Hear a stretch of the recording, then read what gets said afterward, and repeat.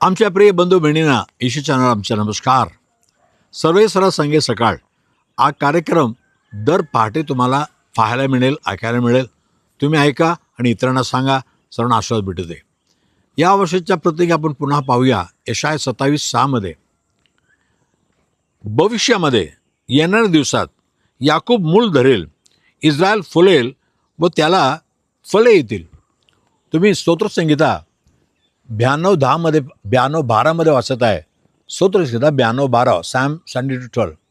नीतिमान ताडगोळ्याचा त्या झाडासारखं एकदम फुलणार आणि लबनोनच्या गेदारसारखा, देवदारूसारखा एकदम वाढत जाईल.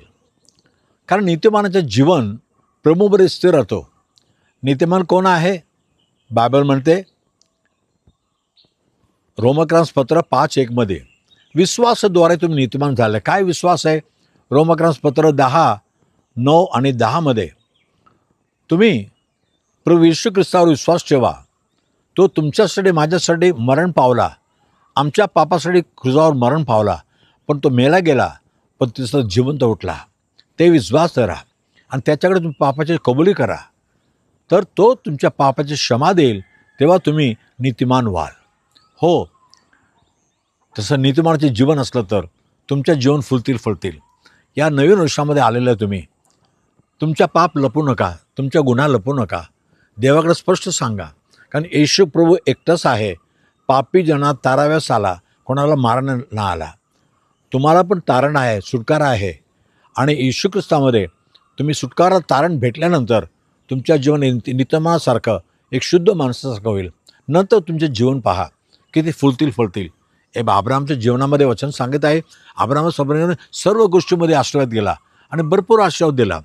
तुमच्या जीवन या वर्षामध्ये एक ताडवृक्षाच्या झाडासारखा आणखीन फुलणार, आणखी फळणार, वाढत जाणार.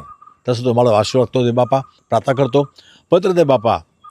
आज वचन ऐकलेले प्रत्येकजण जे कोणी तुझ्याकडे पापाची क्षमा मागतात, तो त्या पापाची क्षमा कर प्रभू. कारण तो एकटाच आमच्या पापासाठी जीव दिला आणि वधस्तंभावर आपला जीव देऊन, रक्त वाहून, पण गाडल्यानंतर तिचं जिवंत उठला. आज जिवंत परमेश्वर आहे. आज प्रत्येकानं तू क्षमा कर प्रभू. पापाची क्षमा दे, माफी कर आणि त्यांना नीतिमानाच्या ते पद दे प्रभू राजा.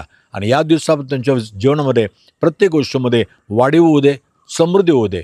येशूच्या नावाने मागितो नाईक प्रभू राजा. आमेन. God bless you. देव तुम्हाला आशीर्वाद करो. आमेन.